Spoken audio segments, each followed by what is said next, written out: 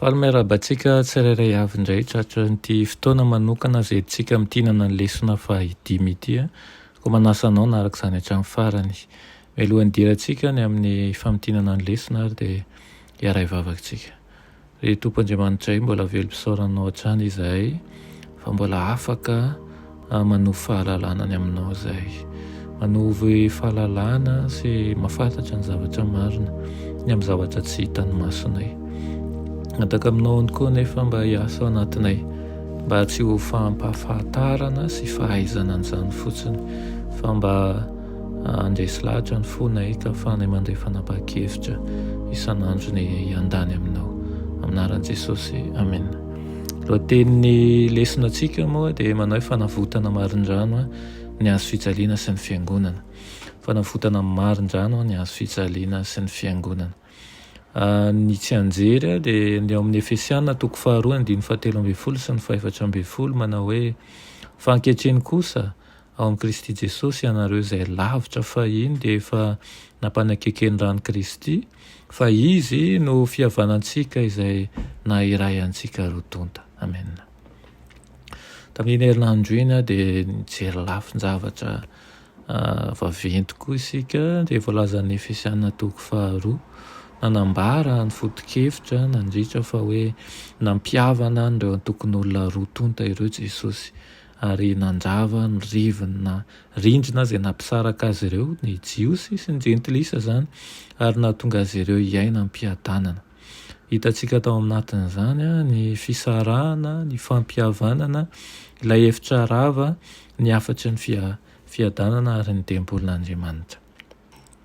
Raha mahakasika ny hoe ny fisarahana dia ny Efesiana 2:2-1:10 ka sy ny 4:12 no vakiana amintsika manao hoe koa tsarova fahiny anareo izay jentilisa araka ny nofo ka nolazain'ny voaforan-tanana teo amin'ny nofo hoe tsy voafora. Eny tsarofa tamin'izany an'izany dia tsy nanana ny Kristy anareo fa olon-ko azy tamin'ny fanjakan'i Israely ary vahiny tamin'ireo fanekeny-teny fikasana dia tsy nanana fanantenana sady tsy nanana Andriamanitra teo amin'izao tontolo izao.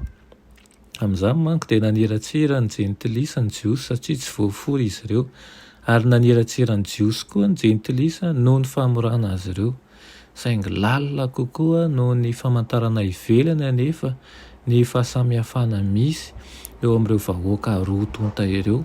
Talohan'ny nahalala ny jentilisa an'i Jesosy dia tsy nahalala ny tena lalan'ny famonjena izy ireo. Izany hoe tsy anisan'ny vahoaka nofidian'Andriamanitra izy, tsy nanana anjara tamin'ny fanekena natao tamin'ny Israely ihany koa ary tsy nanana fanantenana izy satria tsy nanana an'Andriamanitra. Noho izany dia i Kristy dia mijanona ary nisy mba ho fampihavanana azy ireo fa hoy izy hoe fa ankehitriny kosa ao amin'i Kristy Jesosy ianareo izay lavitra fahiny dia efa nampanan-keken'ny rano Kristy fa izy no fihavanantsika izay nahiray antsika rotoka ka nandrava ny hevitra ny fisarahana.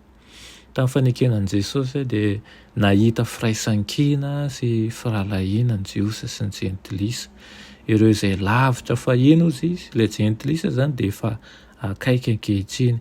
Navotana toy ny jiosy izy ireo ary teo am-potsiny hazo fijaliana no nandaozan'ny jiosy sy ny jentilisa ny fankahalany ary manafoana ny fifandrafiana ny hazo fijaliana izay mitondra fiadanana. Jesosy noho izany no nampihavana azy ireo ka namorona azy ireo olona iray, mpirahalahy sy mpirahavavy izy ireo ary fianakaviana tafaray.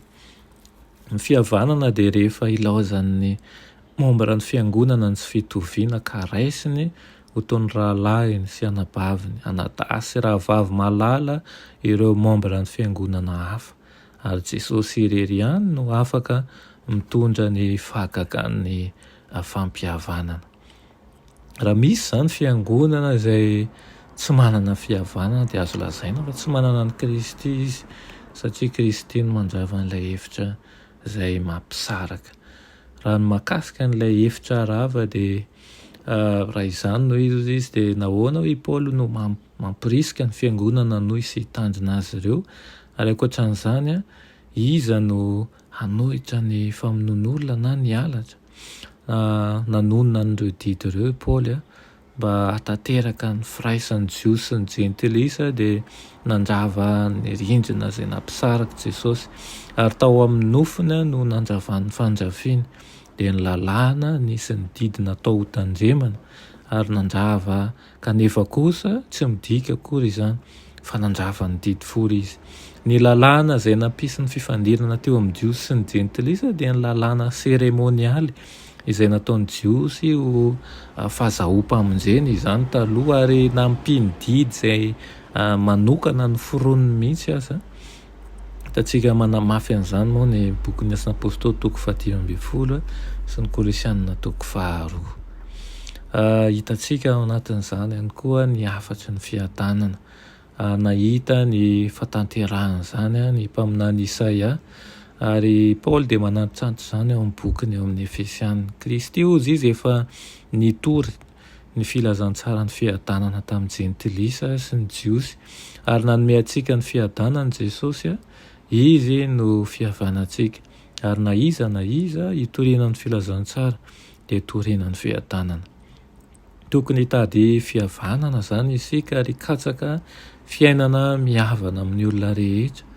Inona ary izany no mitondra antsika ho amin'izany fiadanana izany dia ny fahalalana fa voavela heloka isika ary voavitra ary vita fihavanana amin'Andriamanitra itsika tsirairay avy.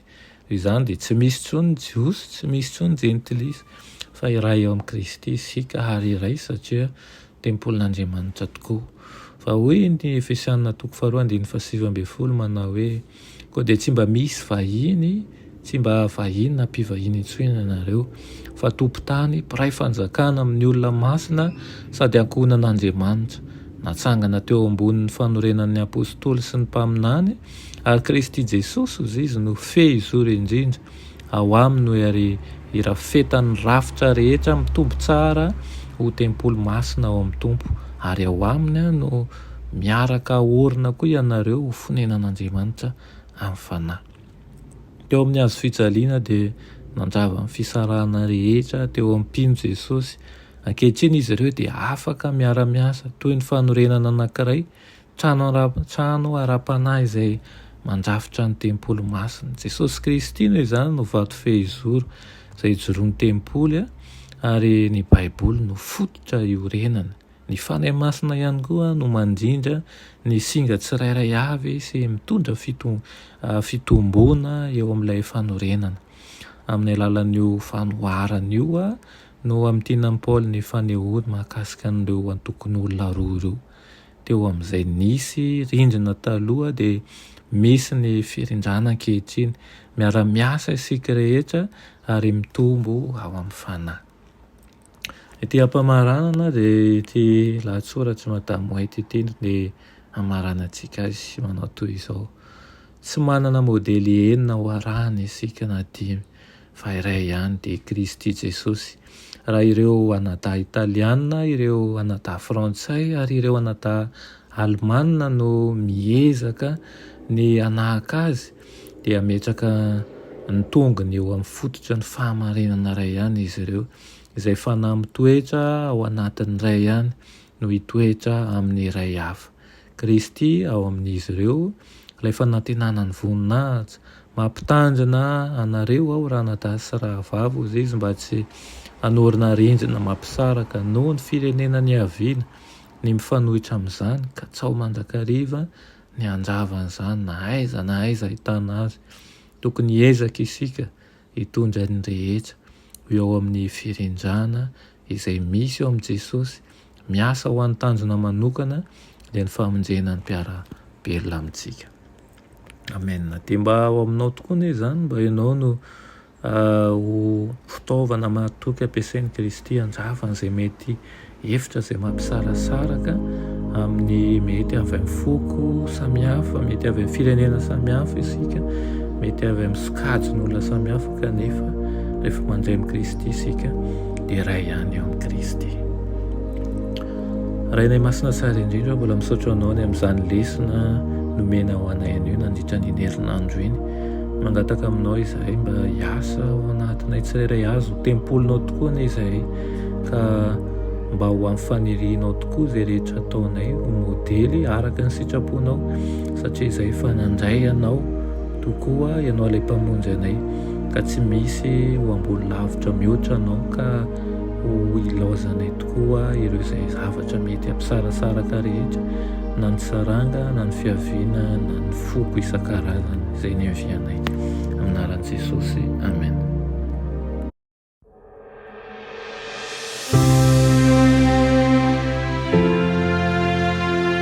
Mianatra eo an-tongotry Jesosy isan'andro.